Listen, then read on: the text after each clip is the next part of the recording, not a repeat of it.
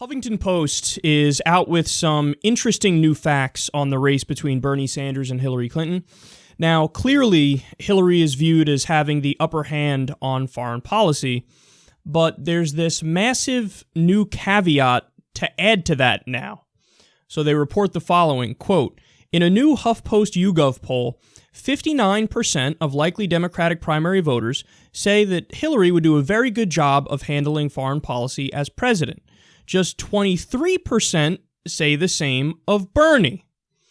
Okay, now, again, here's the perceived strength of Hillary Clinton and the weakness of Bernie Sanders. But just how much does that matter? Well, they continue here. But foreign policy in any form is far from the top of most Democratic voters' minds. An overwhelming majority, 79%, say that economic policy is of more concern than foreign policy in their decision this year. Damn.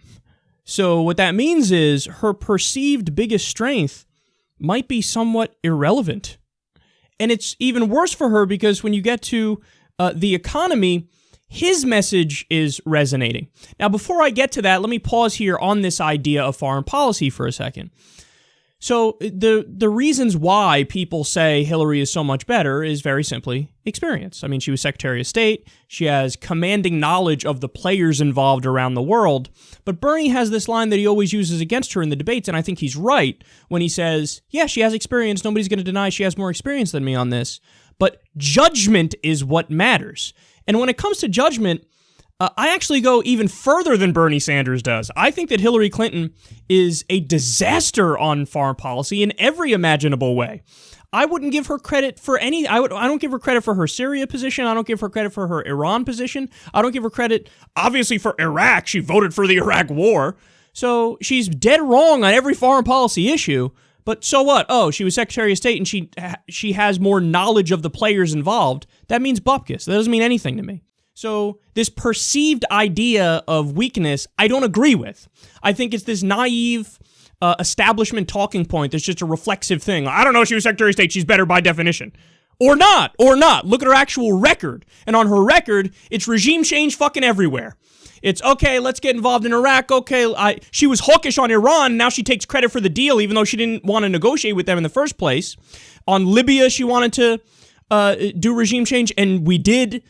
So she's like, oh, vote for me, liberals, even though I'm kind of like a neoconservative. But vote for me, and aren't I better than Bernie? No, you're not. All right, so that's foreign policy. Now let's get to the economy. They say the following, quote, back in 2013, only 20% of potential Democratic primary voters thought Clinton would be too accommodating to Wall Street and big banks. In the latest survey, it's now risen to 37%, compared to just 12% who say the same of Bernie Sanders. Damn. So that means Bernie Sanders' message is resonating. Only 20% of Democrats in 2013 said Hillary's going to help Wall Street. We know her record. We see how much money she's taken. She's going to help Wall Street. Now it's 37%. Nearly doubled that. That means almost half of Democrats, basically 4 in 10 Democrats are like, yeah, she's too close with Wall Street. What's changed in the time from 2013 to now? Not only her taking more speaking fees and being openly corrupt, but also Bernie Sanders going, legalize bribery, you're taking the money, you're on the side of Wall Street, I see what you're doing, I see what you're doing, I see what you're doing. And then the American people listening, some of us listening and going, yeah, that guy's right. Yeah, that guy's 100% right. So what Hillary's perceived biggest strength is might not even help her because 79% say I'm not as big on that issue as I am on the economy. And then when you pivot to the economy, Bernie Sanders, in many areas, is crushing her. And then we haven't even brought up the other polls which bring up the trustworthy factor, which is Hillary Clinton consistently ranks super low when it comes to do you trust that person or not, whereas somebody like Bernie Sanders always ranks high in that. So do we have a race on our hands? Fuck yeah, we have a race on our hands. We had Bernie basically tie in Iowa. He won in a landslide in New Hampshire. Now, he's struggling in some of the polls upcoming, like in South Carolina, for example. But in Nevada, there was just a recent poll that said he tied.